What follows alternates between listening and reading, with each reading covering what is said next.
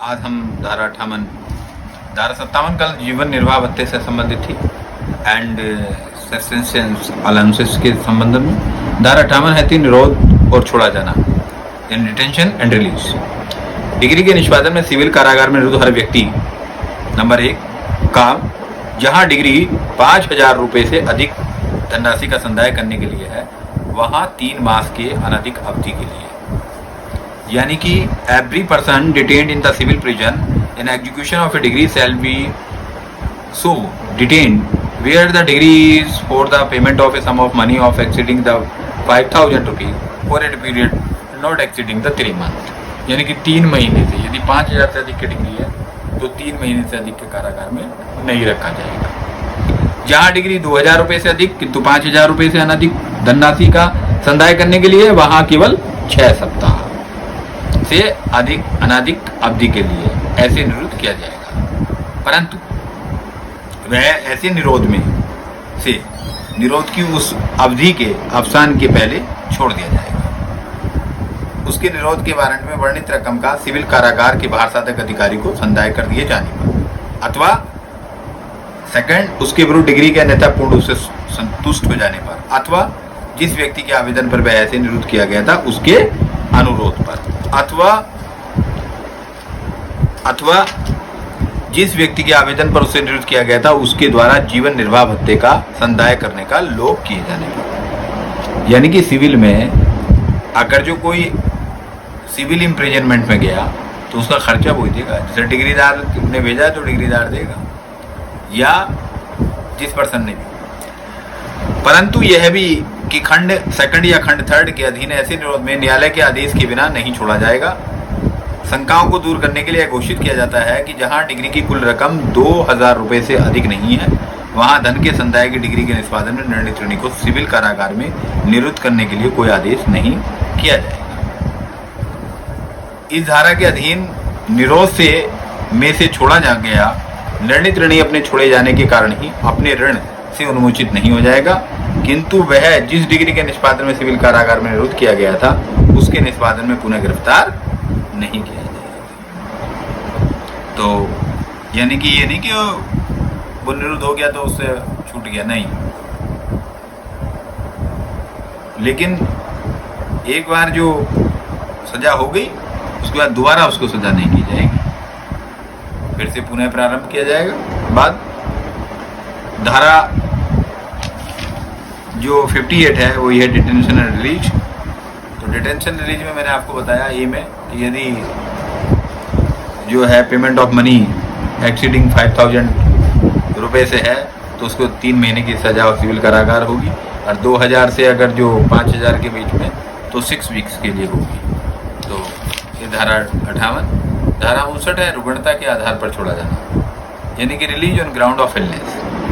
न्यायालय निर्णित ऋणी की गिरफ्तारी के लिए वारंट निकाले जाने के पश्चात किसी भी समय उसकी गंभीर रुग्णता के आधार पर उस वारंट को रद्द कर सकता है। जहां निर्णित ऋणी गिरफ्तार किया जा चुका है वहां यदि न्यायालय को यह राय है कि उसका स्वास्थ्य इतना ठीक नहीं है कि वह उसे सिविल कारागार में निरुद्ध किया जाए तो वह उसे छोड़ सकेगा। यदि निर्णित ऋणी को सिविल कारागार के सुपुर्द कर दिया गया है तो उसको वहां से राज्य सरकार किसी संक्रामक या सांस्कृतिक रोग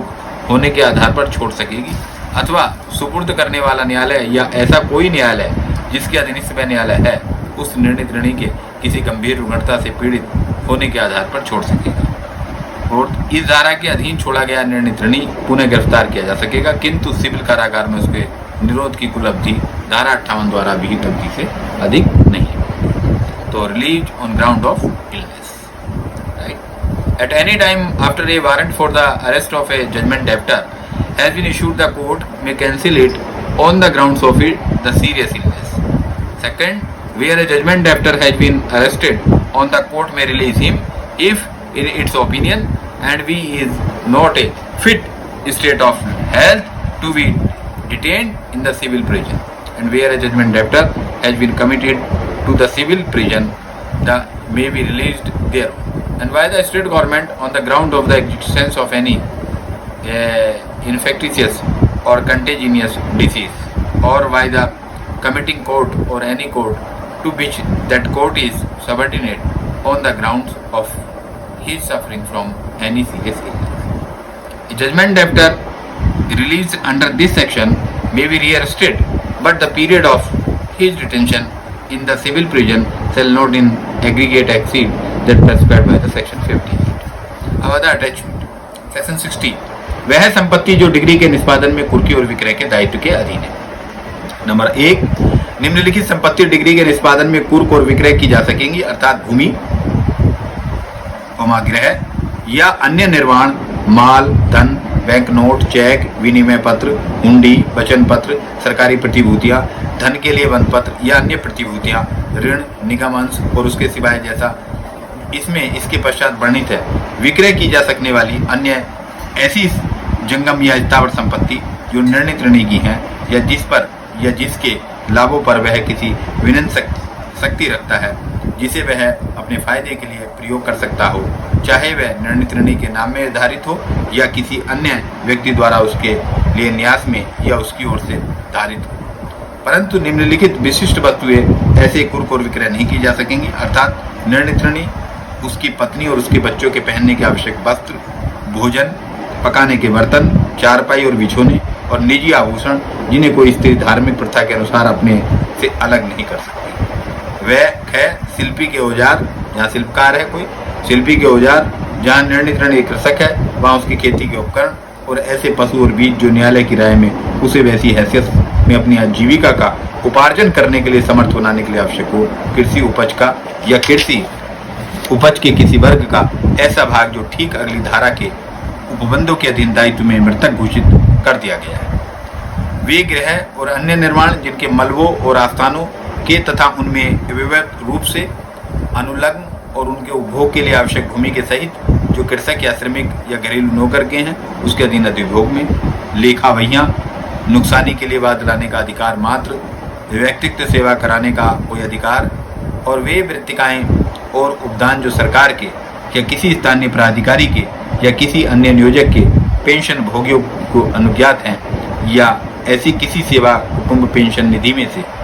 जो केंद्रीय सरकार या राज्य सरकार द्वारा राजपत्र में अधिसूचना द्वारा इस निमित्त अधिसूचित को की गई हो, संदेह और राजनीतिक पेंशन, श्रमिकों और घरेलू नौकरों की मजदूरी चाहे वह धन में या वस्तु के रूप में संदेह। भरण पोषण अब आता है झा में कि भरण पोषण की डिग्री से भिन्न किसी डिग्री के निष्पादन में वेतन के, ये वेरी वेरी इंपॉर्टेंट है, बहुत ही जो मेंटेनेंस बनता है, भरण पोषण की डिग्री से भिन्न किसी डिग्री के निष्पादन में वेतन के प्रथम, यानी भरण पोषण की डिग्री से भिन्न, यानी कि अगर जो 125 CRPC में कोई भरण पोषण बनता है तो उसके किसी डिग्री के निष्पादन में वेतन के 1000 रुपये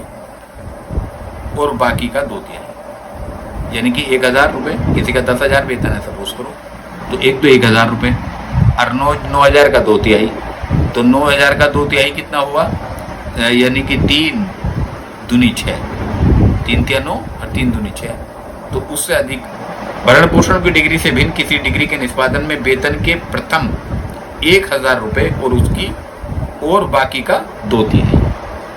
परंतु जहां ऐसे वेतन के ऐसे भाग जो कुर्क किया जा सकता है, कोई भाग कुल मिलाकर 24 मास की अवधि तक लगातार या आत्यंतिक रूप से कुर्क रहा है, वहां जब तक आगे की 12 मास की अवधि समाप्त न हो जाए तब तक ऐसे भाग को कुर्की से छूट प्राप्त होगी। और जहां ऐसी कुर्की एक ही डिग्री के निष्पादन में की गई, वहां कुल मिलाकर 24 मास की अवधि तक कुर्की चालू रखने के पश्चात ऐसे भाग को उस डिग्री के निष्पादन में कुर्की से अंतिम रूप से छूट प्राप्त होगी। आप आता झाखा, मैंने कहा खा गा गा ना चा में बताया झाखा, भरण पोषण की डिग्री के निष्पादन में वेतन का 1/3, यानी कि 1/3 से अधिक जो है नहीं एग्जीक्यूट हो सकता, वेतन का 1/3, यानी कि 1/3 जो है भरण पोषण की डिग्री के निष्पादन में वेतन का 1/3। ऐसे व्यक्तियों के वेतन और भत्ते जिनमें वायुसेना अधिनियम 1950, नौसेना अधिनियम 1957 या किसी भी ऐसी निधि में के या व्युत्पन्न किसी भविष्य निधि या अधिनियम 1925 तत्समय लागू हैं, सभी अनिवार्य और निक्षेप और अन्य राशियां जहां तक कि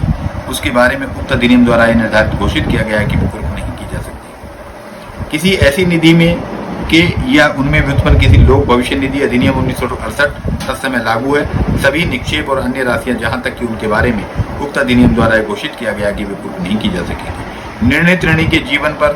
बीमा पॉलिसी के अधीन संदेह सभी धन किसी ऐसे निवास भवन के पट्टेदार का हित जिसके भाटक और वास सुविधा के नियंत्रण से संबंधित तत्समय प्रवर्तित किसी विधि के ऊपर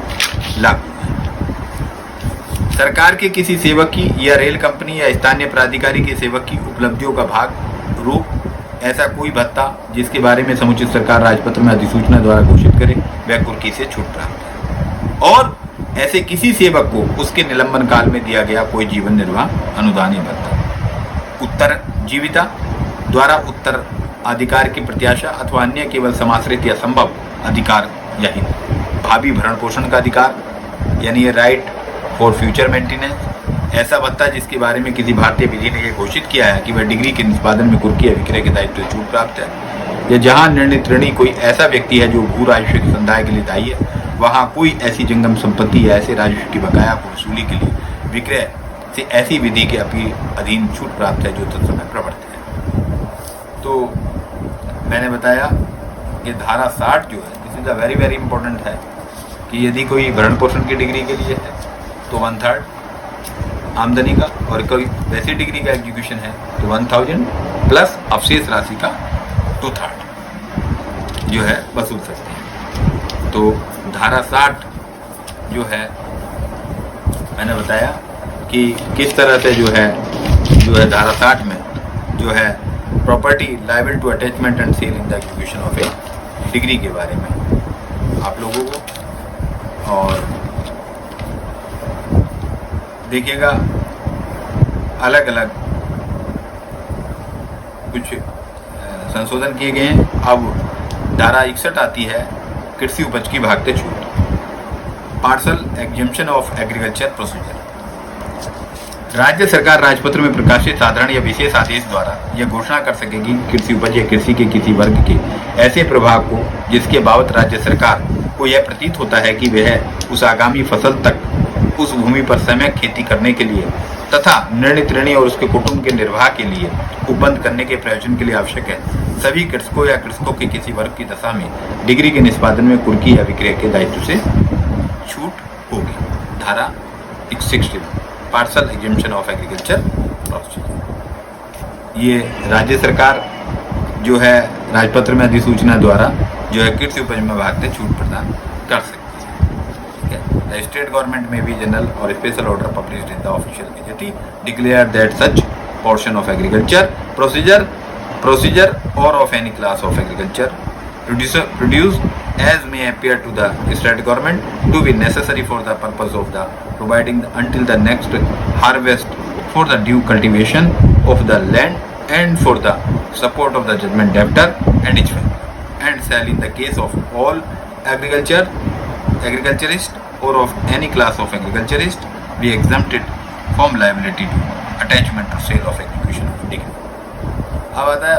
62 में धारा 62 निवास गृह में संपत्ति का अभिग्रहण seizure of property in dwelling house. कोई भी व्यक्ति इस संहिता के अधीन जंगम संपत्ति का अभिग्रहण निर्दिष्ट या प्राधिकृत करने वाली किसी आदेशिका का निष्पादन करते हुए किसी निवास गृह में सूर्यास्त के पश्चात और सूर्योदय के पूर्व प्रवेश नहीं करेगा। यानी कि कोई भी व्यक्ति इस संहिता के अधीन जंगम संपत्ति का अभिग्रहण निर्दिष्ट या प्राधिकृत करने वाली किसी आदेशिका का निष्पादन करते हुए किसी भी निवास गृह में सूर्यास्त के पश्चात और सूर्योदय के पूर्व प्रवेश नहीं करेगा। Seizure of property in dwelling house no person executing any process under this code directing to the try seizures of immovable property shall enter any dwelling house after sunset and before sunrise। निवास गृह का कोई भी बाहरी द्वार तब तक तोड़कर नहीं खोला जाएगा जब तक कि ऐसा निवास गृह निर्णीत ऋणी के अधिभोग में नहीं। यानी कि no outdoor of a dwelling house shall be broken open unless such dwelling house is in the occupancy of the judgment debtor. जहां निवास गृह का कमरा किसी ऐसी स्त्री के वास्तविक अधिभोग में है जो देश की रूढ़ियों के अनुसार लोगों के सामने नहीं आती, वहां आदेशिका का निष्पादन करने वाला व्यक्ति ऐसी स्त्री को यह सूचना देगा कि वह वहां से हट जाने के लिए स्वतंत्र है। Where a room is a dwelling house in the actual occupancy of a woman who according to the customs of the country and does not appear in the public, the person executing the process shall give the notice to such person, and then she at the liberty to withdraw, and after allowing the reasonable time for to withdraw and giving her reasonable facility for withdrawing, and he may enter such room for the purpose of the seizing of the property, using of the same time every precaution consist with the provision to prevent the clandestine removal. तो धारा 62 में निवास गृह में संपत्ति का अभिग्रहण, seizure of property in dwelling house. तो आज हमने धारा 62 तक, धारा 58 से लेकर के धारा 62 तक बताया। तो धारा 60 जो इसमें this is very very important है, जो लॉ स्टूडेंट्स के लिए, एडवोकेट्स के लिए और जुडिशियल सिस्टम्स में वर्क आने वाली है। क्योंकि कई बार ये हो जाता है कि भाई मेंटेनेंस कितना बंधे, तो जैसे भरण पोषण के बाद में है 1/3 मैंने बताया, अदर बाद में है जैसे कि 1000 प्लस, बाकी अवशेष का 2/3 इतना अटैच कर सकता है, इससे ज़्यादा अटैच नहीं हो सकता। तो 1/3 से नहीं हो सकता, तो धारा 60 के अंदर है इस चीज़ के लिए। इसी के साथ मैं आज यही आगे फिर नेक्स्ट चलेंगे हम धारा 63 से लेकर, और ये क्रम चलती रहेगी।